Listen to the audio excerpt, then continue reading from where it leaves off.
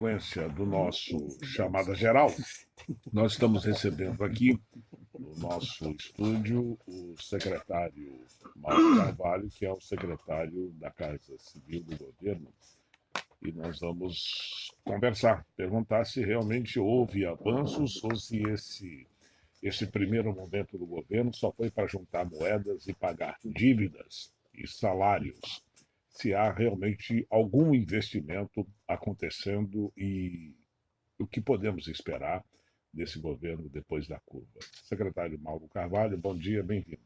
Bom dia, Lino. Bom dia, Alexandre, Vinícius. Vinícius, é um prazer muito grande, Lino, estar aqui mais uma vez, conversando com vocês aqui, junto aos ouvintes da Mega FM 95. Estamos aqui para debater, para responder as perguntas, logicamente, aquelas que eu tenho conhecimento, com toda humildade, mas estamos abertos aí para os seus questionamentos e perguntas aí, para tirar algumas dúvidas, mas você pode ter certeza que esse governo veio para entregar resultados muito melhores do que nós recebemos no dia 1º de janeiro de 2019. Essa entrevista está sendo transmitida pelo Facebook do Day News MT. Bom, eu quero até dizer aos nossos ouvintes que, através do 996284389, que pese que a permanência do secretário aqui é curtíssimo, já tem compromissos aqui, já recebemos, já até o horário que o senhor pode ficar aqui. Nós vamos deixar para os últimos 20 minutos da entrevista os questionamentos através do 996284389 relacionados ao governo Mauro Mendes. Tá?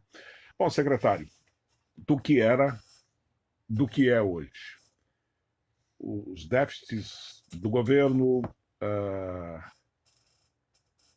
Quanto vocês encurtaram as dificuldades desde que assumiram?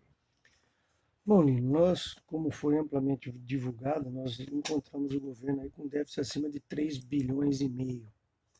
Essa conta para o ano de 2020, ela deve diminuir acima de 1 bilhão de reais. Isso aí fruto de todos os ajustes que foram feitos principalmente naqueles 5 projetos de leis que nós encaminhamos para a Assembleia no mês de janeiro de 2019. Com total apoio da Assembleia, capitaneada pelo presidente Eduardo Botelho, é o que está sendo possível o Estado tomar outro rumo no setor econômico. As medidas de ajuste, a redução de secretarias, a redução de números de comissionados e contratados e a revisão de todos os contratos do Estado de Mato Grosso fez com que possibilitasse essas economias que nós estamos tendo esse ano de 2019. Não é um ano dos sonhos, né, Lina? Apesar de termos tido muitos avanços, muita coisa, muito dever de casa ainda tem para ser feito. Mas com certeza teremos um ano de 2020 muito superior e muito melhor do que foi 2019. Eu imagino como é que foi, né? Dizer, do céu ao inferno num segundo. A partilha do petróleo, a possível chegada do FEX, aí não mais que de repente nada disso aconteceu, que era para ser 1 bilhão, veio para 400 e poucos milhões de reais. Que sentimento é esse? Planos tiveram que ser refeitos? Esse último, né, que era uma expectativa aí de 665 milhões, caiu aqui em torno de 400, realmente foi uma decepção muito grande com relação ao leilão. É esses ajustes, porque é isso quando a sociedade pergunta para o governador Mauro Mendes, sempre, governador, que dia o senhor vai pagar o 13º? Governador, que dia você vai pagar no dia 10? É essas perguntas que tornam cada vez mais difícil em função da insegurança, porque nós dependemos de terceiros para tomar a decisão. E é isso que a gente tem pedido sempre para a sociedade. Não tem como o governador hoje, numa atitude irresponsável, traçar um novo escalonamento de pagamento de salários, e muito menos com relação ao 13º.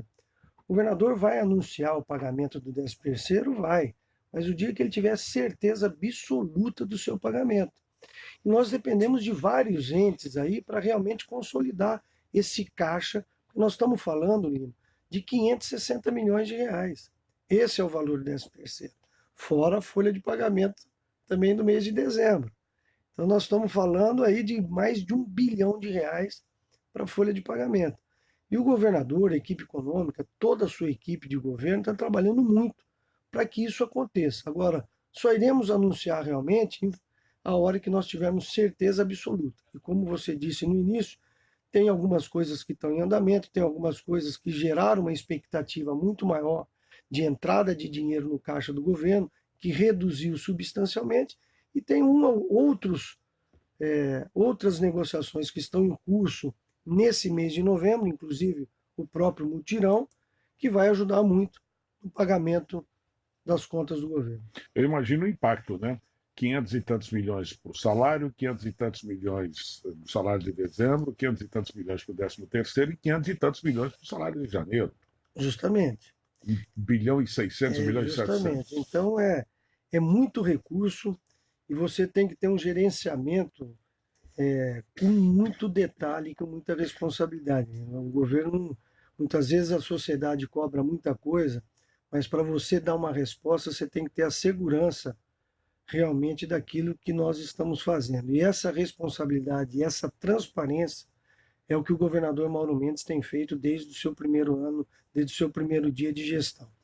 Agora, quando a gente fala em economias aqui, Lino, nós estamos falando de coisas substanciais também, né? Isso daí contribuiu muito para a gente melhorar um pouco essa situação econômica do Estado.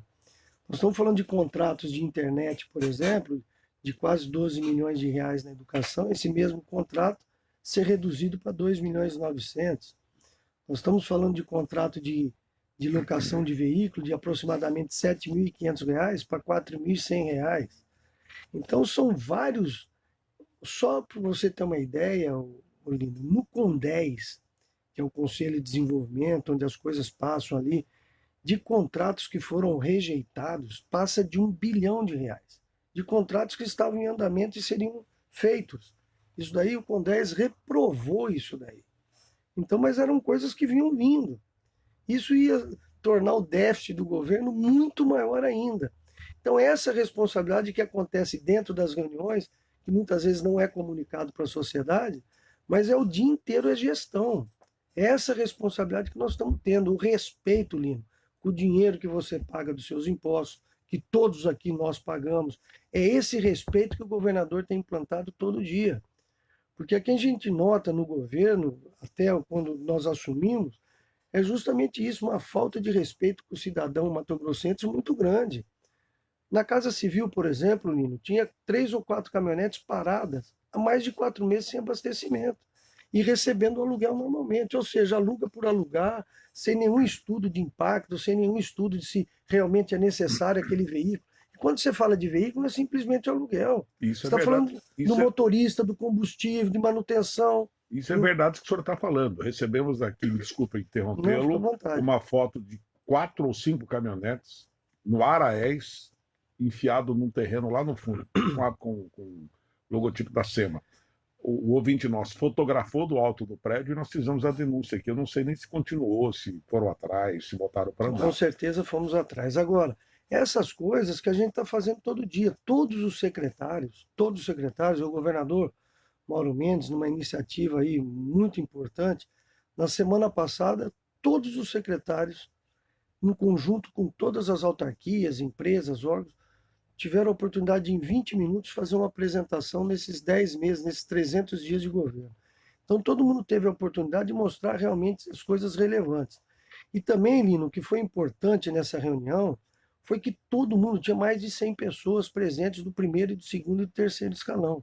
Ou seja, colocando a informação para todos os níveis do governo. Essas pessoas têm o dever de multiplicar essas informações para a sua equipe, para o seu time, para que realmente todo mundo saiba aquelas coisas que o governo está fazendo, qual é o conteúdo do governo, qual a estratégia do governo, qual o legado que esse governo quer deixar para a sociedade mato-grossense. Então foi muito importante vão ser 3 dias de reunião de apresentação, onde o governador teve a oportunidade de escutar realmente todos os assuntos de todas as pastas do governo.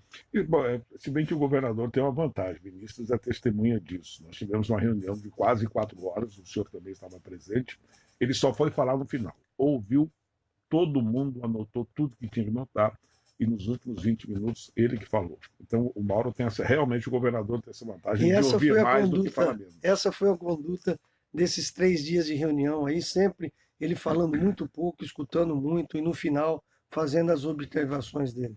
Bom, como o nosso tempo é curto, eu vou botar a mesa para trabalhar. eu tenho o nosso Kaique Rachid Jaldi de São Paulo, manda uma pergunta para o senhor. Bom dia, Kaique, vamos lá? Mauro, na última terça-feira, o site Folha Max publicou uma nota com o seguinte título: Mato Grosso já estuda criar FETAB 3. No corpo da nota, ela diz o seguinte, aspas, o presidente da Assembleia Legislativa, Eduardo Botelho, do DEM, já admite que o governo do estado trabalha com várias hipóteses para sanear sua situação financeira.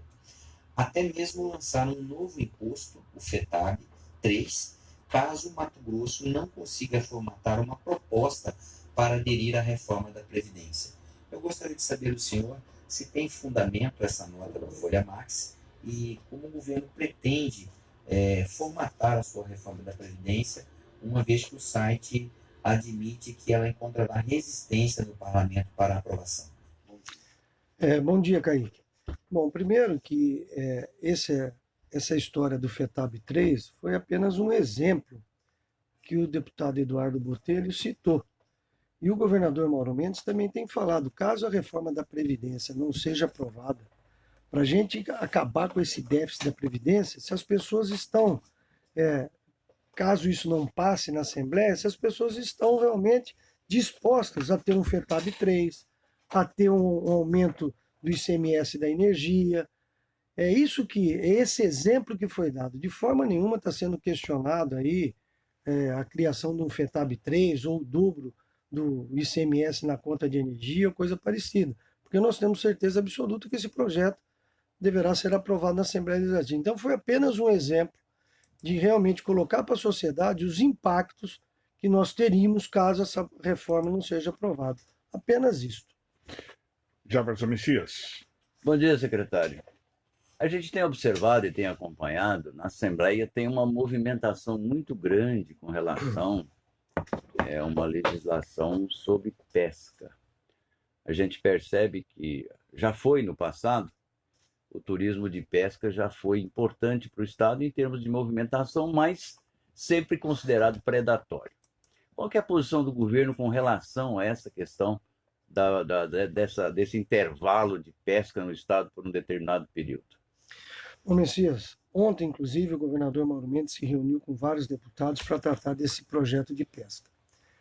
E aí, o objetivo desse projeto encaminhado para a Assembleia, e aí teve alguns deputados até que falaram, o projeto está muito simples, o projeto não contempla um monte de coisa, mas esse foi o objetivo. A discussão é para acontecer junto com a Assembleia, que é a Casa do Povo. É ali realmente que as pessoas vão ter oportunidade, com as audiências públicas, de realmente colocar suas sugestões, e é isso que está sendo construído. Ontem, por exemplo, uma iniciativa da própria Assembleia Legislativa, nós estamos falando aí, inclusive, de um período de transição, logicamente, para os pescadores profissionais, após realmente um cadastramento, tomar como base o cadastro federal. Então, o primeiro passo é esse, a pessoa vai ter que estar cadastrada no governo federal. A partir daí, nós vamos pegar esse cadastro e vamos fazer um recadastramento dessas pessoas para saber a regularidade desse cadastro. Porque a informação que temos, inclusive pelo próprio Ministério Público, é que tem pessoas ali, tem advogados, tem servidores, pessoas que trabalham, comerciantes, que têm essa carteira de profissional e recebendo durante 4 meses no salário mínimo do governo federal. Então, nós vamos fazer primeiro um pente fino desse cadastro, por sugestão da Assembleia, vamos iniciar isso. E a partir daí também, por sugestão da Assembleia, esse período, que no caso o governo federal é de 4 meses a Piracema, o governo teria um período de transição aí de 3 ou 4 anos, também de pagamento nesses 8 meses. Agora, com isso nós vamos ter que fazer um grande trabalho junto ao SEBRAE, para realmente a gente qualificar essas pessoas profissionais para que o trade turístico realmente assuma essa responsabilidade junto com essas pessoas. Porque a quantidade de pousadas que nós temos fechadas hoje no Pantanal é muito grande. Com certeza essas pessoas serão encaixadas no mercado do turismo, que é o maior mercado mundial de geração de emprego e renda. Então isso daí é o que nós estamos junto com a Assembleia construindo isso. Agora a sociedade foi ouvida em várias audiências.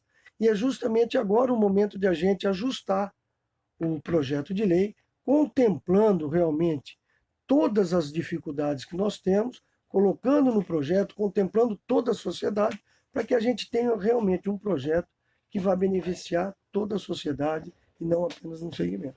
Nós estamos conversando aqui com o secretário-chefe da Casa Civil, Mauro Carvalho, e eu quero conclamar o Vinícius agora para puxar um tema com o senhor aqui, que é o entendido hoje da mesa aqui é Vinícius de Carvalho, que se aprofunda nessa questão da reforma da Previdência. Vinícius.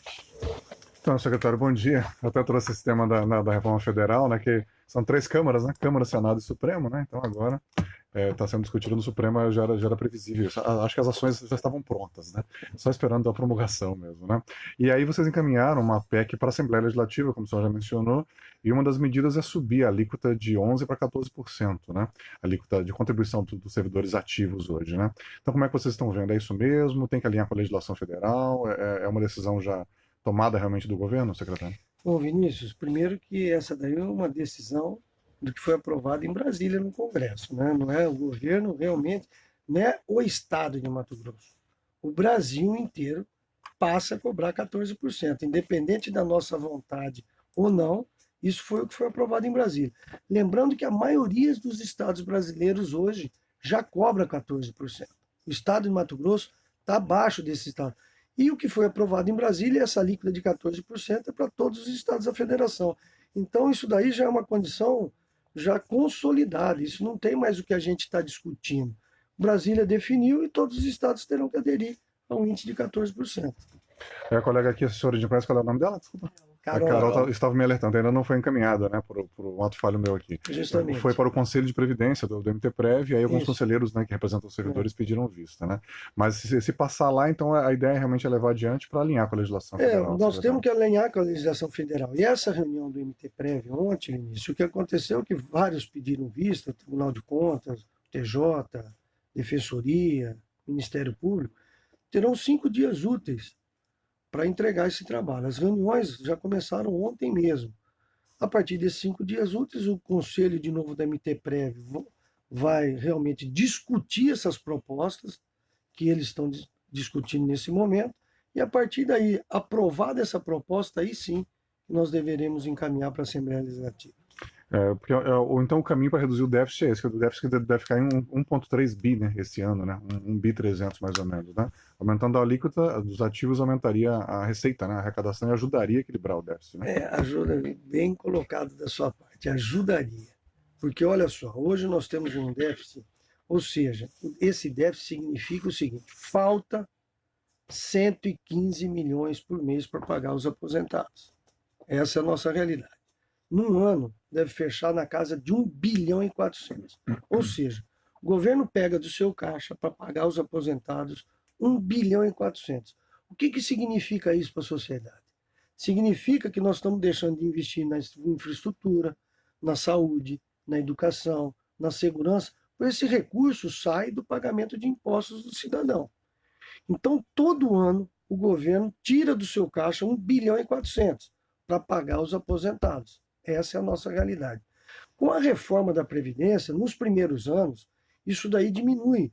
Mas em 10 anos, caso a gente não tenha nenhuma reforma, se a gente continuar do jeito que está, em 10 anos nós vamos ter um saldo devedor de 30 bilhões de reais.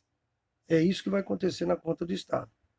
Ou seja, nós vamos ter que arrecadar em 10 anos 30 bilhões de reais para pagar os aposentados. Com a reforma da Previdência, em 10 anos, essa diferença cai de 30 bilhões para 6 bilhões. Ora, nós estamos falando de uma economia aí de 24 bilhões de reais. Isso é muito significativo. Se a gente for falar, dá uma média aí de 500 milhões por ano. Então, essa reforma, ela vai trazer um ajuste significativo, mas ela não zera, em 10 anos, 100% da deficiência que nós temos. Ou seja, o que a gente arrecada para a MTPrev não é suficiente para pagar os aposentados. Aí, não sei se você quer estender, mas eu tenho algumas coisas importantes aqui para falar, Vinícius, se você quiser, porque a gente tem que levar em consideração algumas coisas seguintes. Nós temos mais de 2.000 servidores que foram aposentados no estado de Mato Grosso com menos de 45 anos de idade. Como é que nós fazemos Na isso? educação, especialmente. Então, olha só, nós estamos falando de uma pessoa de 45 anos. a média de vida do brasileiro aumentou muito. Essa pessoa, no mínimo, vai receber de 35 a 40 anos de benefício do governo do Estado pela MTPrev. Então, nós estamos falando de 2.000 pessoas abaixo de 45 anos. Ora, gente, não adianta, como o próprio governador Mauro Mendes fala nas suas entrevistas, nós não podemos governar olhando para uma árvore, nós temos que governar olhando para uma floresta. Então, não adianta a gente querer, o próprio servidor, as pessoas que estão diretamente envolvidas, achar que essa situação vai continuar, porque não tem como, senão vai explodir o país, não é explodir o Mato Grosso, não. Então, as pessoas têm que entender o seguinte, olha, se deu certo até aqui, muito bem, recebi meu dinheiro, mas a regra daqui para frente vai ter que ser essa. E todo mundo tem que entender essa transição e essa mudança, porque vai ser bom para todo mundo. Não tem outra forma, é dessa forma que o governo federal tem conduzido e é dessa forma que nós vamos conduzir também no estado de Mato Grosso. Me pedir só para satisfazer uma curiosidade minha, que eu imagino como ouvinte. O senhor falou em 2.000 funcionários públicos com a média com 45 anos aposentados. Qual é a média salarial desse povo? Quanto tempo ele contribuiu para se aposentar com 45 Então, a média anos? de contribuição, a média, estou te falando de média. Tá, média. A média de contribuição do tempo médio de duração, a média de aposentadoria dos últimos 4 anos do governo foi pessoas com 56 anos. A média de contribuição foi em torno de 28 anos. Esse é o tempo médio de duração de uma aposentadoria. Então, repetindo, a média de idade de aposentadoria do governo do estado do Mato Grosso é de 56 anos. E o tempo médio de duração de uma aposentadoria é de 28 anos. Agora, abaixo de 45 anos, nós temos 2.000 servidores. Agora, você quer ver um dado interessante, Lino?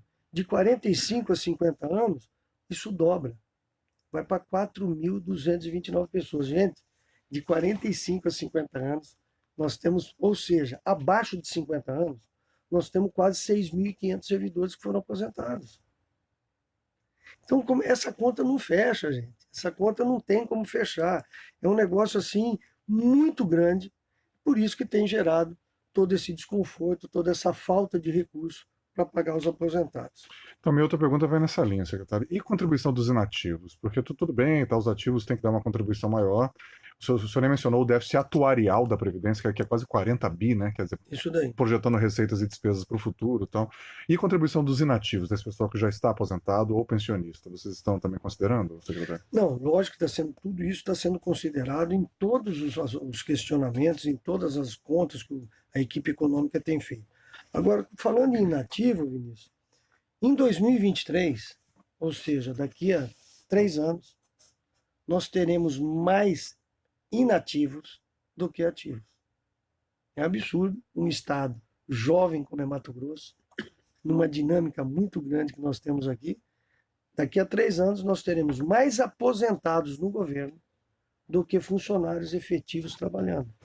É isso que vai acontecer em 3 anos no governo. Hoje é 2 por 1, mais ou menos. Mais ou menos. 70, em 3 anos, poucos, a quantidade de pessoas que estão para aposentar, em 3 anos, nós vamos ter mais aposentados do que pessoas efetivamente produzindo. Essas pessoas podem ser substituídas por tecnologias ou por outras pessoas? Esse é o grande investimento que o governador Mauro Mendes tem feito, que é o governo digital. Não temos outra solução, Lino, se não for a tecnologia. E isso o governador tem feito várias reuniões semanais. Então, assim, começamos agora na Casa Civil não, no Palácio, envolvendo Casa Civil, Governadoria, Vice-Governadoria, Casa Militar, SECOM, o projeto Papel Zero.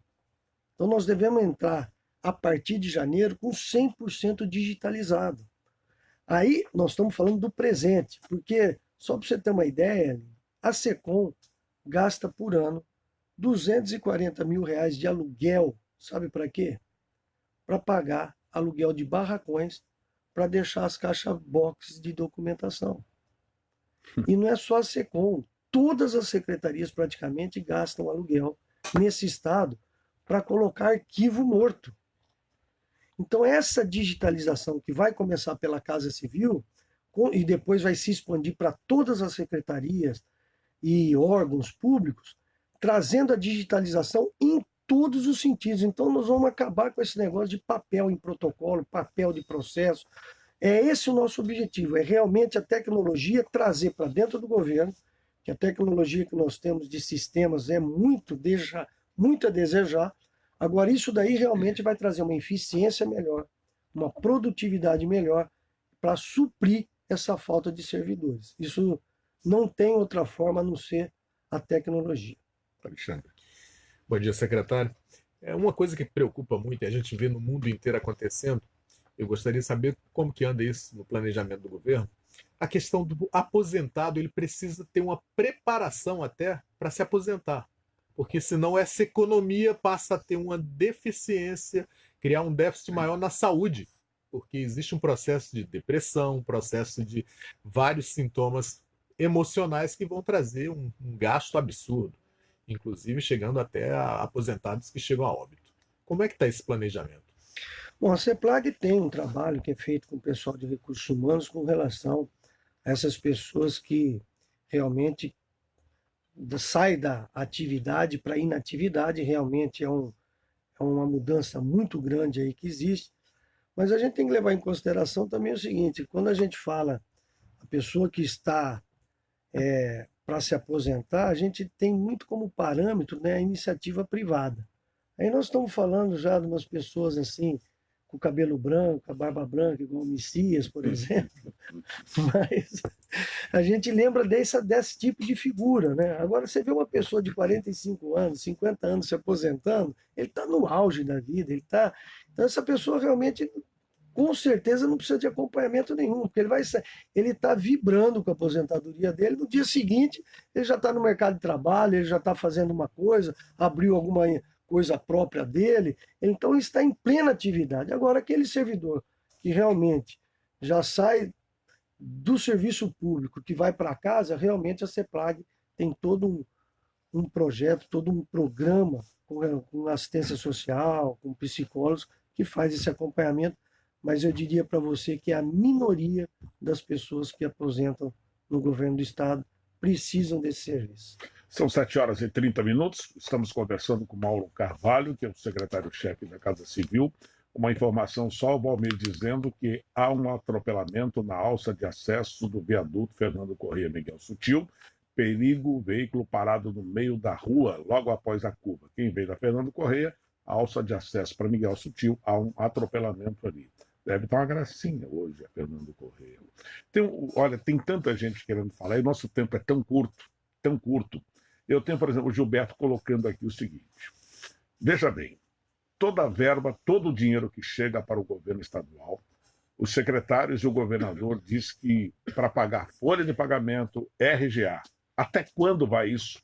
E o interior do estado não existe, não precisa de um posto de saúde, de estradas, escolas, enfim. Como é que você tem lidado, então, como é que esse governo tem lidado com a presença dele no estado, no interior do estado? Como é que é essa relação? Qual o nome do ouvinte mesmo? Esse é Gilberto. Gilberto, eu convido você, inclusive, a viajar um pouco mais no nosso interior do estado. Nós estamos aí com mais de 114 obras que nós iniciamos. Nós temos obras em todos os cantos do estado de Mato Grosso. Só na educação, não tem, essa 114 não tem nada a ver com educação, nós estamos falando de infraestrutura. Temos mais de 37 escolas que passamos a uma remodelagem de reformas e manutenção. Temos várias coisas na saúde.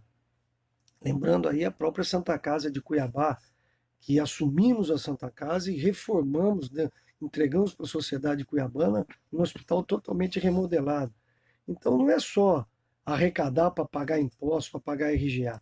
O governo está investindo na infraestrutura desse ano em função do FETAB e mais outras fontes de financiamento, mais de 650 milhões em obras. Então hoje, o que a gente nota no Estado é realmente um canteiro de obras com toda a dificuldade financeira que assumimos no dia 1º. O governador inaugurou agora, semana passada, o governador Mauro Mendes, a MT-100, que encurtou em 180 quilômetros o caminho para São Paulo.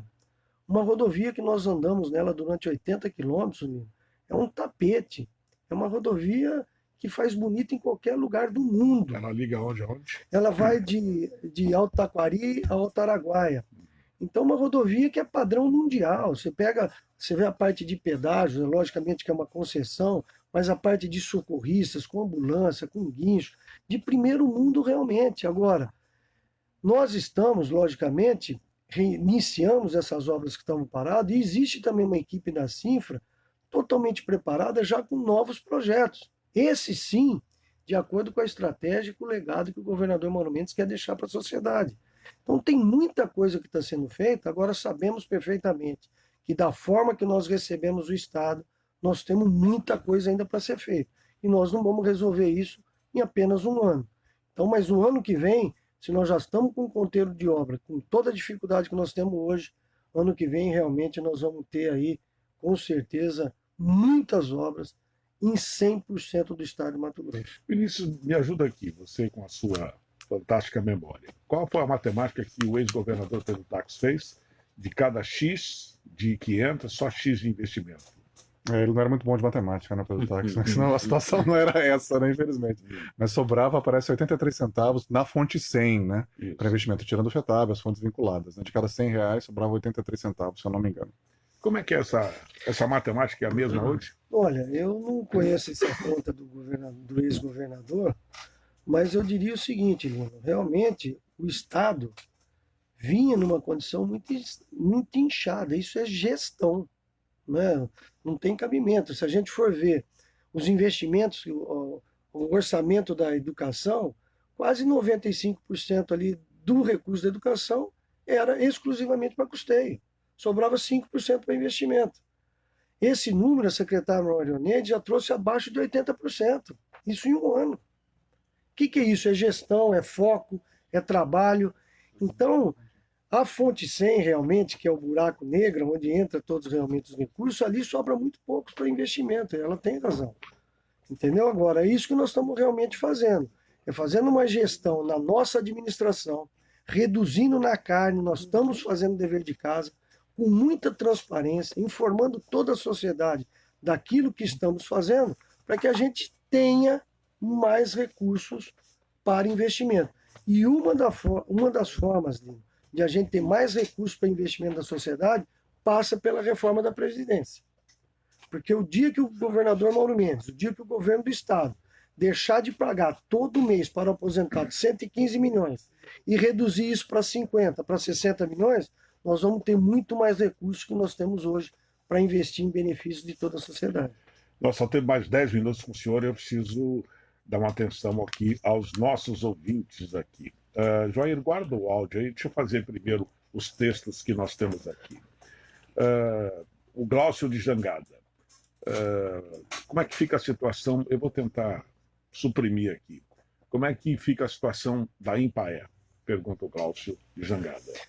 Bom, a Empaer, o governador Mauro Mendes está tendo várias reuniões com o Reinaldo, ele tem apresentado algumas alternativas para a Empaer. Agora, a consciência absoluta que nós temos, Lina, é que a Empaer não vai continuar da forma que está.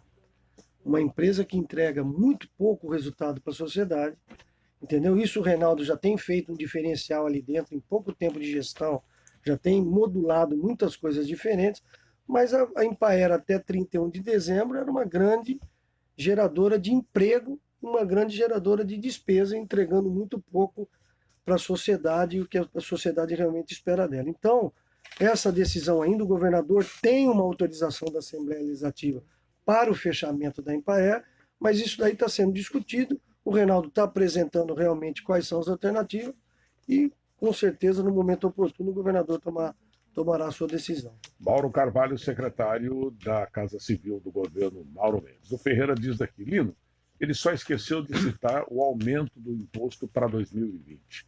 Quem vai pagar não é o empresariado, mas a população quando comprar carne, arroz, feijão, geladeira, material de construção e roupa, diz aqui o Ferreira. Bom, primeiro que nós temos que dividir em duas coisas, né? Nós temos incentivos fiscais que são federais. Quando ele fala arroz, feijão, isso faz parte da cesta básica, não tem nada a ver com o estado de Mato Grosso. Com relação aos outros itens, na realidade, não houve aumento de ICMS. O que houve foi uma redução do incentivo. Nós não aumentamos em nada o ICMS do estado de Mato Grosso, em relação a qualquer atividade. O que nós fizemos foi redução de incentivo. E trouxemos, Lino, a isonomia e a segurança jurídica e fiscal para todo o segmento da sociedade. Porque tinha segmentos, Lina, é assim, tinha quem era amigo do rei tinha 95% de incentivo fiscal. Quem não era amigo do rei tinha 55%. Quando tinha. Entendeu? Quando tinha. E alguns zero. Entendeu? Então, uma falta de lealdade, uma falta de isonomia. Como é que você concorre dessa forma? Eu tenho uma empresa igual a sua ali. Aí você tem 95%, eu tenho zero. Como é que eu vou concorrer com você em preço? Então é isso que o governador Mauro Mendes fez. Ele trouxe o equilíbrio entre todos os segmentos da sociedade. Então, a partir de 2020, a partir de janeiro de 2020, com certeza nós temos empresários produtivos, eficientes. Isso daí que foi feito, em pouco tempo, ele com alguns ajustes, ele volta a ter a mesma rentabilidade e a produtividade que ele tem hoje. Eu sou testemunha do fato. A Ditália, uma empresa de forros de PVC, instalada aqui na Palmeiro Paz de Barros, importou uma máquina de 3 milhões de dólares para montar a fábrica. E ele tentou ter o incentivo fiscal e não conseguiu. Quem está no Distrito Industrial tinha, de Jaciara tinha, do Norte aqui, acho que é Sorriso, tem uma fábrica, todos tinham, ele não conseguiu. Ele não conseguiu competir e quebrou a empresa. Não era instalada por aqui. cadeia produtiva, né? Hã? O incentivo não era por Não era. cadeia produtiva. É verdade. Bom dia. O secretário disse no começo da entrevista que demitiu vários comissionados e contratados. Quanto eram em 31 de 12 de 18 e quantos são hoje no governo? De nada adianta demitir 10, contratar 15 e noticiar apenas um número de demissões. Esse ouvinte não deu nome. Bom, com certeza, essa não é a forma de a gente governar. Com todo respeito ao ouvinte, eu não vou mandar embora 10 e contratar 30 no lugar dos 10. O que eu sei é da Casa Civil, por exemplo, só na Casa Civil foram 299 pessoas embora. E a Casa Civil assumiu toda a área sistêmica, ou seja, toda a área financeira da Casa Civil, veio a governadoria, vice-governadoria, Casa Militar, SECOM, Defesa Civil. Então nós ampliamos a parte sistêmica da Casa Civil, reduzindo 299 funcionários. Na educação, só de contratados foi 1.500. Agora, eu não tenho de cabeça aqui o número total de DGAs e de contratados. Agora, o que a gente sabe é o seguinte, a redução de DGAs é significativa. Agora, são reduções, Lino, quando a gente fala aqui, reduzimos 2.000 contratados e comissionados do governo. A média salarial dos comissionados de governo é R$ 3.300. A média salarial das pessoas efetivas que trabalham no governo é de 8.800. Então, quando a gente fala, vamos reduzir 1.000 DGAs, vamos reduzir 2.000 contratados, é muita gente, mas para o governo a economia não é tão grande, porque o salário também é muito baixo. A realidade é essa. O Marcos diz aqui, cara, tem que diminuir o duodécimo dos poderes. Os caras ficam fazendo festa, é só alegria, enquanto o executivo, os servidores do executivo pagam uma conta. O povo não aguenta. O Fábio Gomes coloca aqui, bom dia. Se fala muito dos servidores do executivo, mas o do judiciário, Tribunal de Contas, que recebem salários e valores expressivos. A PM, ninguém fala. Existem duas medidas, esse é o Fábio Gomes, e o Marcos de Várzea Grande, praticamente o mesmo assunto. Bom, não existe dois pesos e duas medidas. Existe uma Constituição que nós temos que cumprir. Então, com relação ao repasse do 10º para os poderes, o governador Mauro Mendes cumpre a Constituição dos repasses constitucionais que temos que fazer. Agora, cabe aos poderes realmente discutir isso com a sociedade e saber da possibilidade de diminuir isso ou não. Não cabe ao governo executivo interferir dentro do Tribunal de Justiça, dentro da Assembleia, com relação ao orçamento dele. Nós temos que fazer o repasse. Agora, caso os poderes passam a ter uma eficiência melhor, uma produtividade melhor, e tenha possibilidade, que passa a existir uma possibilidade de redução do duodécimo, na mesma hora nós faremos isso. A Assembleia Legislativa, inclusive esse ano, apoiou o governo em várias iniciativas, devolvendo recursos para o governo, como foi a própria Santa Casa de Cuiabá. A Santa Casa de Cuiabá, a Assembleia Legislativa contribuiu, se não me engano, com 3,5 milhões para pagamentos dos salários que estavam atrasados dos antigos servidores da Santa Casa. Então isso a Assembleia sempre tem feito junto ao governo do Estado. Agora, não cabe a gente realmente não cumprir a Constituição. O governador é legalista, nós vamos cumprir 100% dela. Nós temos ainda pouco tempo, eu vou facultar uma pergunta do Vinícius, facultar uma pergunta do Jefferson Messias, e depois eu quero deixar pelo menos uns 5 minutos para dizer, para o senhor responder, ou colocar coisas que não lhe foram perguntadas. Vinícius de Carvalho? Ok, eu vou fazer uma pergunta política, né, secretário? Vamos falar um pouquinho de política, né? Temos um candidato a prefeito aqui conosco, um pré-candidato, ou um vice, o Beto aqui que saiu, né? O Beto vai ser vice do Manuel, enfim. Tem candidato a prefeito ou a vice-prefeito aqui no estúdio ou não? Então, essa possibilidade do Beto ser vice do Emanuel, essa eu tenho 100% de certeza que não vai acontecer. Tá? Até porque, na última reunião do DEM, eu não sou filiado a nenhum partido que teve no Palácio, junto com o senador Jaime Campos, Júlio Campos, Dilmar Dal Bosco, Adriano, o Botelho estava viajando, Fábio Garcia. Ali foi decidido que o DEM terá um candidato à prefeitura de Cuiabá. Logicamente que o Beto, coordenado pelo Beto, pelo próprio governador, senador Jaime, Júlio Campos, está já conversando com os outros partidos para propor essa aliança por Cuiabá, mas o DEM com certeza terá candidato, e esse candidato está sendo construído por todos, né? Então, todo mundo tem a sua preferência, todo mundo tem a sua opinião. Eu fico até muito lisonjeado de meu nome estar sendo citado aí. Isso significa que, de certa forma, nós estamos fazendo um trabalho que está sendo valorizado, mas isso daí vai ser discutido ano que vem. Eu nunca tive pretensão de ser secretário da Casa Civil, com toda humildade, só estou lá por um convite do governador Mauro Mendes, como também nunca tive pretensão de ser candidato a nada, nem a vereador, nem a prefeito, nem do meu prédio, nunca tive a pretensão de disputar qualquer tipo de eleição, mas o futuro a Deus pertence. O Adavilson só manda um recado aqui sobre um acidente agora na Avenida São Sebastião, atrás do Liceu Cuiabano. Carro colidiu bem na esquina, diz o Adavilson. Messias. Secretário, nós tivemos, durante esse ano todo, né, nesses 300 do governo, administração de crise, né, principalmente crise financeira, muito ruim, pouco dinheiro, muita despesa. Aí veio a frustração dos 400 e poucos milhões do FEX de 2018, que não aconteceu. E daí teve aquela ideia da transferência ou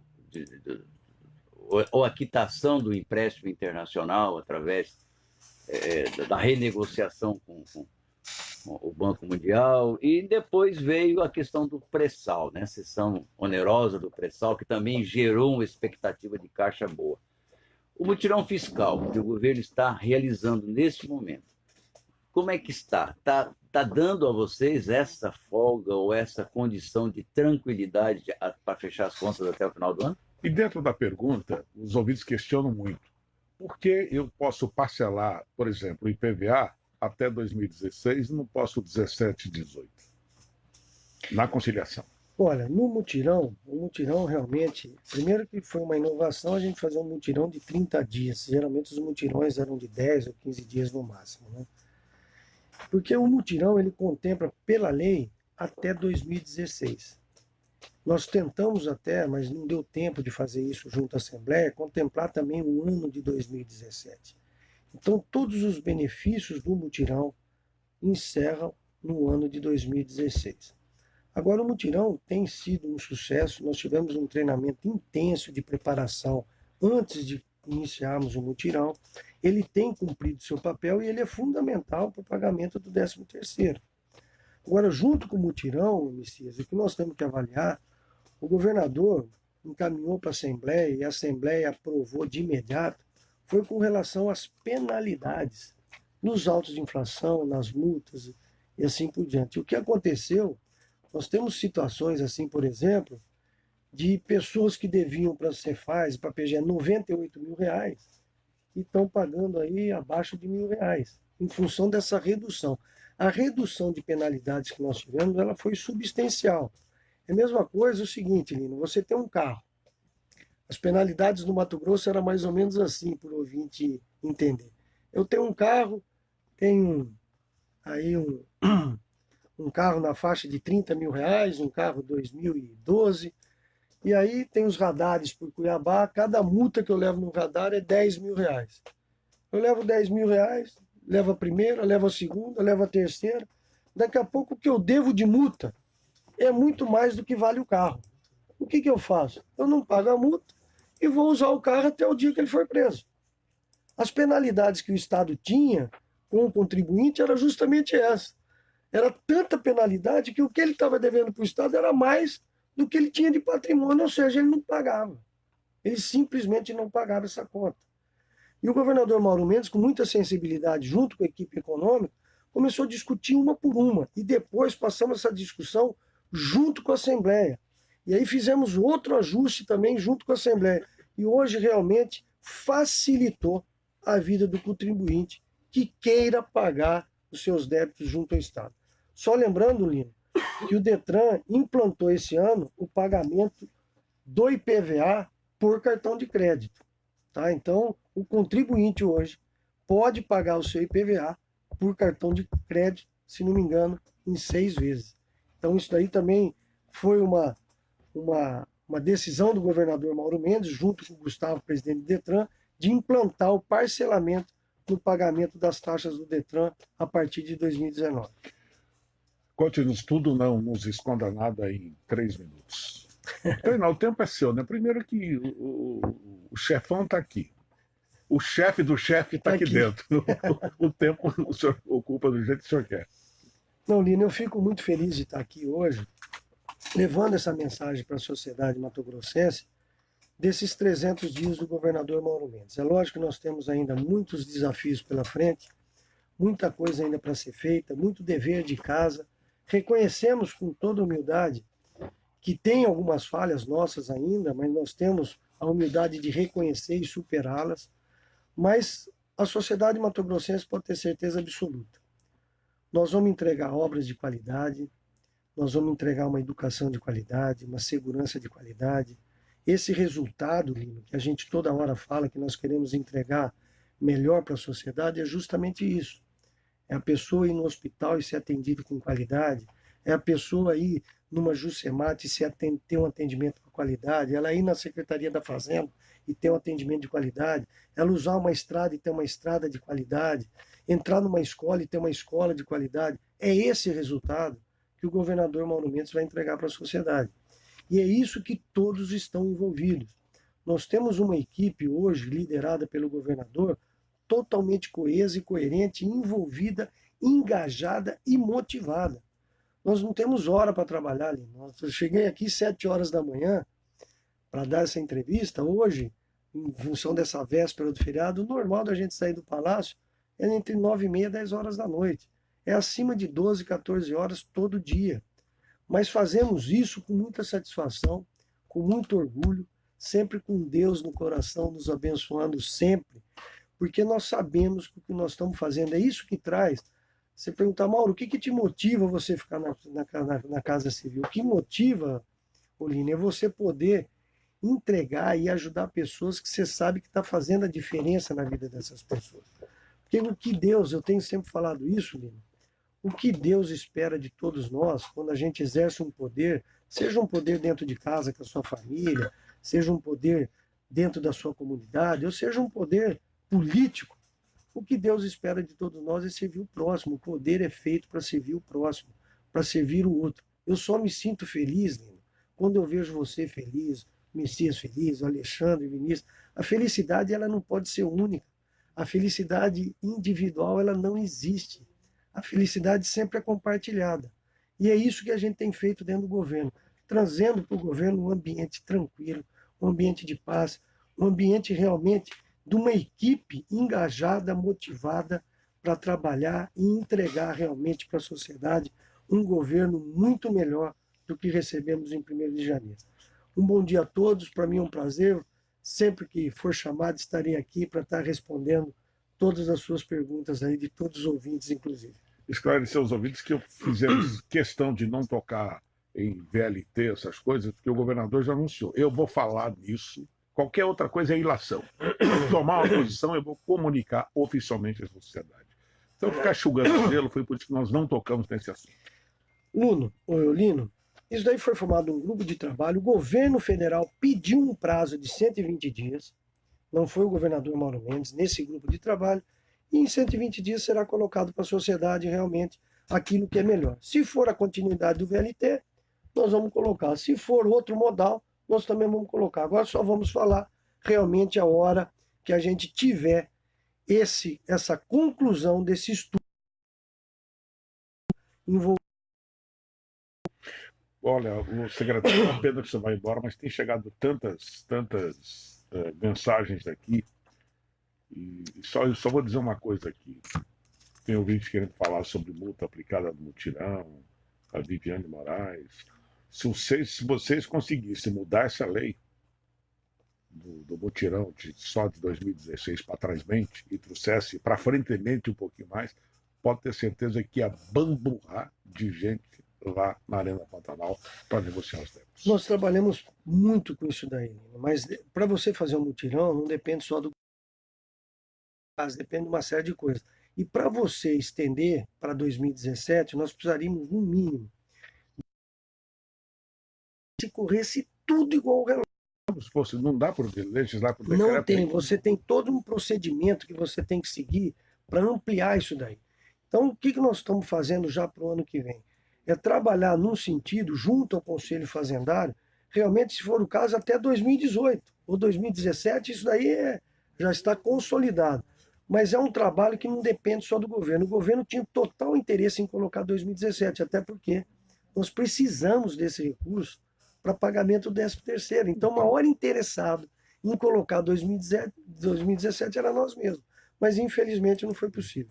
Bom, os amigos que mandaram mensagens e áudios que estão chegando, eu não tenho mais tempo. Próxima vez eu vou proibir a entrada de assessoria. Porque a assessoria fica por trás assim, cortando. Secretário, um abraço, muito obrigado. Então. Obrigado a todos, um bom dia, um bom feriado, um bom final de semana a todos os ouvintes aqui da Mega 95 FM. Agradecer a presença aqui do secretário, chefe de gabinete do governador Mauro Mendes, o Beto, o famoso Beto 2-1. Obrigado aqui por estar prestigiando a gente, Beto. E a Carol também, nossa assessora jornalismo. Muito obrigado a todos e um bom dia. Pelo que eu percebi, o nome de consenso para disputar a prefeitura é Beto 2-1. Tchau para você, Jefferson Messias. Rapaz. Mesmo. Queiram bem, não custa nada. Aí, tá vendo? Ele está dizendo que queiram-lhe bem que não custa nada. Um grande abraço, obrigado aos secretários pela presença e a você pela e o convite para acessar daynews.com.br e a página do Facebook DayNewsMT, onde essa entrevista está na íntegra. Um bom feriado, um bom final de semana. Alexandre Xavier. Bom dia a todos. E dizer que a gente tem um trabalho que chama Felicidade Interna Bruta, que apresenta muito resultado a partir da felicidade do servidor. Um abraço a você, Vinícius de Carvalho. Até segunda. Ok, amanhã não vai ter? É feriado nacional, né? Tá certo. Gostei da última fala do secretário, me lembrou o Tom Jobim e o poeta que me deu o nome, né? É impossível ser feliz sozinho, né? Ninguém é feliz sozinho, né? www.politicaemgotas.com.br e as mídias sociais Política em Gotas. Um abraço e até segunda, então, deputado Lino Rossi. Até mais. 14 de novembro de 2019, o calendário nos lembra que faltam 48 dias para terminar este ano, somente 31 dias úteis. O que você tem feito do seu tempo? Só para você lembrar, o brasileiro pagou impostos até agora 2 trilhões 153 bilhões de reais. O matogrossense, mudou para São Paulo aqui, mas eu vou direto do Mato Grosso aqui. O matogrossense pagou até agora 29 bilhões 179 milhões de reais. A previsão é de chuva, 25 milímetros. Final de semana prolongado, você pode ter todos os prazeres da vida e da carne com moderação. Não perca a tangência da curva. Segunda, 6 da manhã, aqui, se Deus quiser, e o Beto também. Até lá.